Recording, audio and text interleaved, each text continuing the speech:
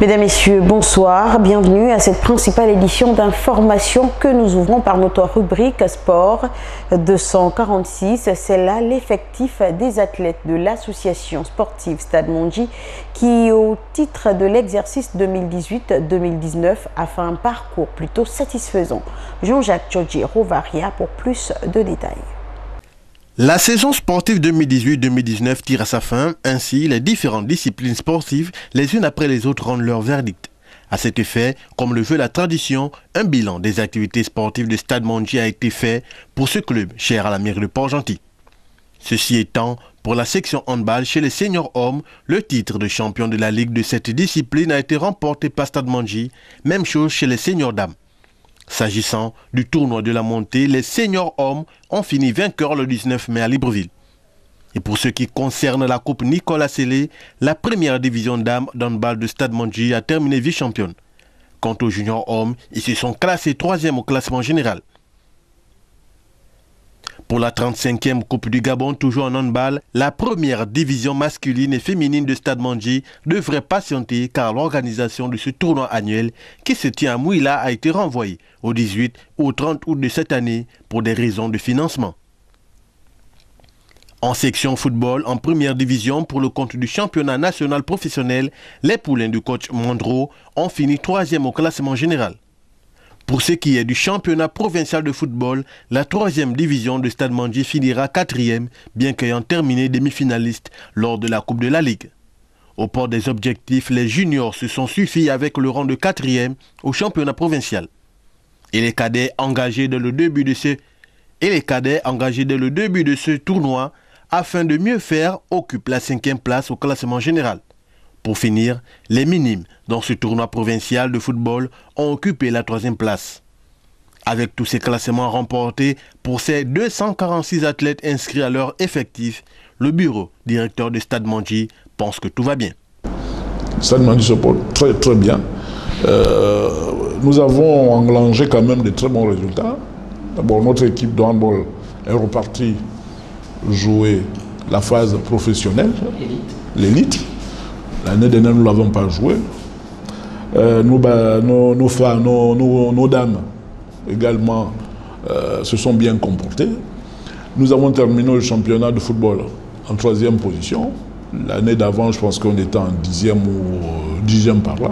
Donc il y a eu des avancées qu'il faut mettre à l'actif de l'équipe dirigeante actuelle, parce que c'est quand même un président.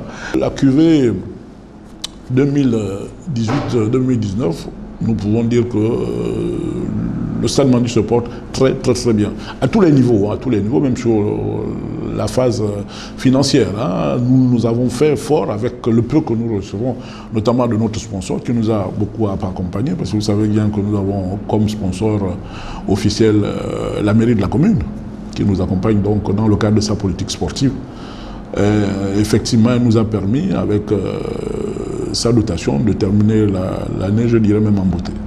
Avec 3 sections à son actif, Stade Mondji compte également la section basketball et le seul résultat connu est celui de la première division homme qui a fini quart de finaliste lors de la Coupe du Gabon. Quant aux résultats du championnat provincial en première division hommes et femmes et chez les juniors également, ils seront communiqués ultérieurement.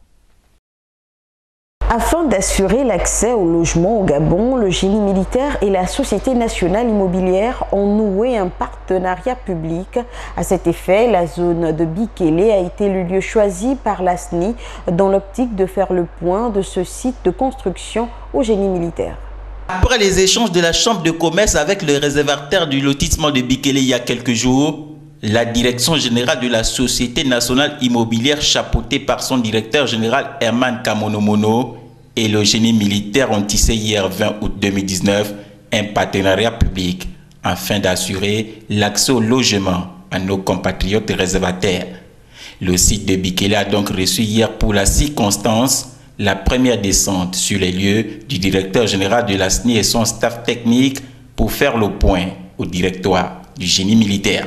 La visite donc, de ce jour est la matérialisation du partenariat que nous avons entrepris avec le génie militaire sous l'impulsion des deux ministres respectifs de la Défense, Madame Osukara Ponda, et le ministre des Aménagements fonciers, Monsieur Ernest Poebiga. C'est donc sous leurs recommandations que nous sommes rendus sur ce site ce jour pour matérialiser la collaboration, le partenariat qu'on va mettre en place entre le génie militaire et la Société nationale immobilière afin d'apporter des solutions aux problèmes auxquels nous sommes confrontés dans la réalisation d'un certain nombre d'ouvrages dans le secteur qui est le nôtre. Il faut dire qu'avec les entreprises traditionnelles, souvent nous avons des difficultés en termes de facturation. Mais avec le génie civil, le génie militaire, pardon, nous avons ici un partenaire sûr, un partenaire fiable, un partenaire qui n'est pas préoccupé par le business, mais plutôt un partenaire qui va mettre à la disposition d'un véhicule spécialisé de l'État son expertise et donc remplir aussi la mission pour laquelle il a été créé dès le départ. Ici, nos deux missions se rejoignent et nous ne pouvons que nous en féliciter. L'expertise de ce corps militaire sollicité ici viendra répondre aux exigences des dirigeants. Chaque réservataire devra donc rentrer en possession de son bien immobilier dans les plus brefs délais. La première édition des Awards de la meilleure coopérative scolaire du Gabon a rendu son verdict. Ils étaient au total 65 établissements qui ont pris part à cette compétition. Au finish, c'est le lycée Georges Mabignat qui remporte la Palme d'Or coopérative scolaire du Gabon devant le lycée Simon Oyonaba par 13 voix contre 11. Le lycée Georges Mabignat a remporté la première édition des Awards de la meilleure coopérative du Gabon.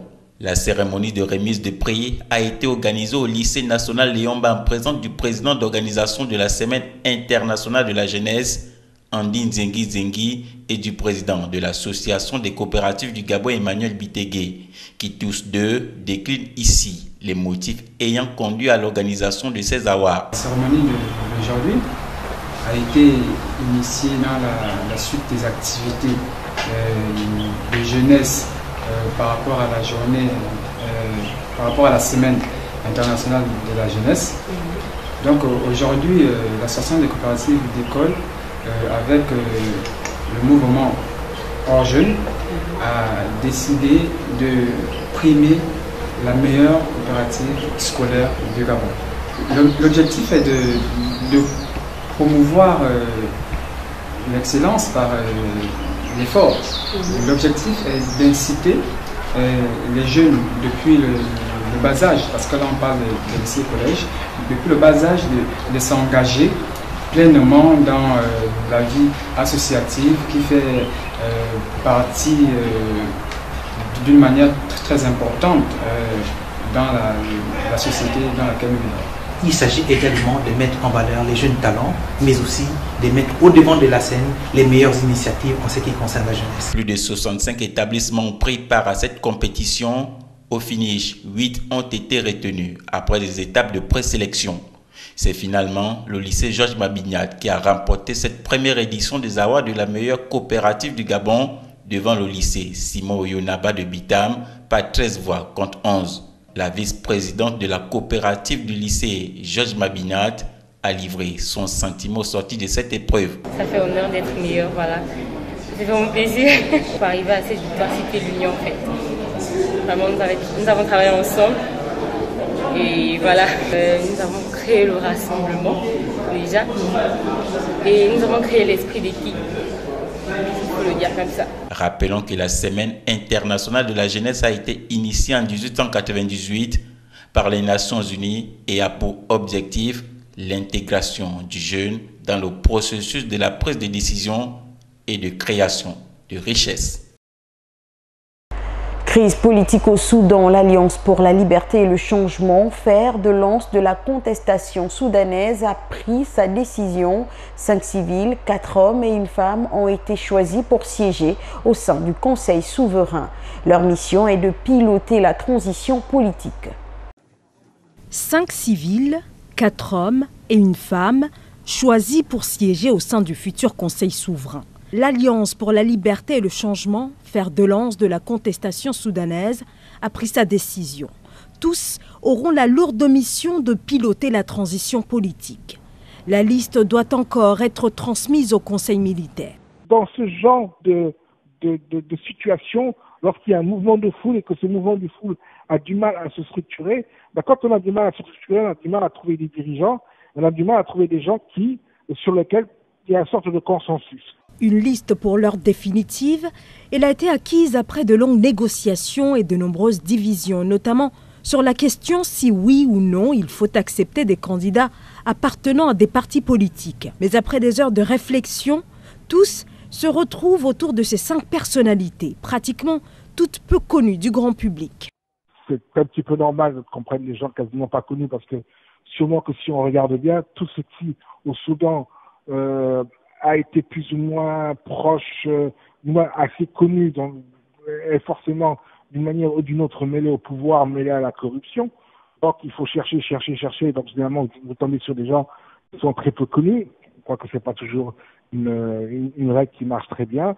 Mais c'est des gens qui vont devoir faire leurs preuves sur le terrain et surtout pouvoir gagner la confiance de tout le monde. Et là, ça va pas être une mince affaire parce que personne n'a confiance. On se regarde en chien de faïence et le Soudan joue son avenir sur ça. Ce 11 août doit marquer les débuts du Conseil souverain et la transition vers un pouvoir civil. L'organe sera composé de 5 civils, 5 militaires et d'une 11e personnalité civile choisie par les 2 partis, qui remplaceront immédiatement l'actuel Conseil militaire à la tête du Soudan depuis la destitution en avril du président Omar el-Béchir. La transition doit durer 39 mois. Nouvelle manifestation au Zimbabwe, au sud-ouest du pays, à Bulawayo. Les forces de l'ordre ont été déployées dimanche afin de stopper la marche de l'opposition à l'appel du mouvement pour le changement démocratique lancé par le principal parti de l'opposition. Reportage. Regain de tension au Zimbabwe où les forces de l'ordre ont été déployées lundi dans le fief de l'opposition à Bulawayo, au sud-ouest du pays, où dimanche l'opposition avait tenté, sans y parvenir, d'organiser une marche à l'appel du mouvement pour le changement démocratique. Un rassemblement voulu par le principal parti d'opposition, mais interdit par les autorités. Je ne sais pas grand-chose, mais tout ce que je sais, c'est simplement que nous restions simplement dans les choses normales afin de pouvoir vivre une vie meilleure. Policiers et militaires ont toute la journée patrouillé dans le centre-ville de Bulawayo, où un climat tendu se prolonge surtout depuis les événements de vendredi à Harare, la capitale, où la police a violemment dispersé à coups de gaz lacrymogène des opposants. Au moins 91 d'entre eux ont été arrêtés. Que la manifestation réussisse ou non, je ne crois pas que cela résoudrait notre pauvreté. À l'origine de ces tentatives de rassemblement, la dégradation de la situation économique du pays, désormais confronté à une grave crise alimentaire. 5 millions de personnes, soit un tiers des 16 millions de Zimbabwéens, sont directement menacés. Progrès dans le domaine de l'énergie renouvelable au Kenya. Le plus grand parc éolien d'Afrique est enfin opérationnel depuis juillet 2019 avec une capacité d'approvisionnement de 310 MW. Il prévoit d'augmenter de 13% le réseau énergétique du pays afin de réduire les coûts d'électricité des consommateurs. Opérationnel depuis juillet 2019, le plus grand parc éolien d'Afrique capable de fournir 310 MW au réseau national du Kenya prévoit augmenter de 13% l'approvisionnement en électricité du pays et réduire les coûts d'électricité pour les consommateurs. Ce projet de 680 millions de dollars représente le plus grand investissement privé de l'histoire du Kenya. Après l'achèvement de l'interconnexion de transmission en septembre 2018, nous sommes entrés en exploitation le 24 septembre. Depuis cette date, nous avons maintenant produit une énergie qui a permis aux consommateurs kenyans d'économiser 8,5 milliards de shillings en ajustement du coût du carburant qui aurait autrement été imputé au tarif de la consommation. Le Kenya produit déjà l'essentiel de son énergie grâce à l'hydroélectrique, la géothermie ou l'éolien. Pour le pays, ce nouveau parc s'inscrit dans le cadre de sa volonté de produire 100% de son énergie grâce à des sources renouvelables d'ici à 2020. Au cours de la journée, nous produisons entre 15 et 17% de l'énergie du Kenya, ce qui représente une forte demande. Pendant la nuit, nous produisons jusqu'à 30% de l'énergie du Kenya. Avec un taux national d'électrification de 75%, seulement 37% de la population rurale au Kenya bénéficie de l'électricité. Néanmoins, le pays a fait de grands progrès dans les énergies renouvelables au cours des dernières années et est considéré comme l'un des rares pays africains à progresser sur la voie d'une énergie propre.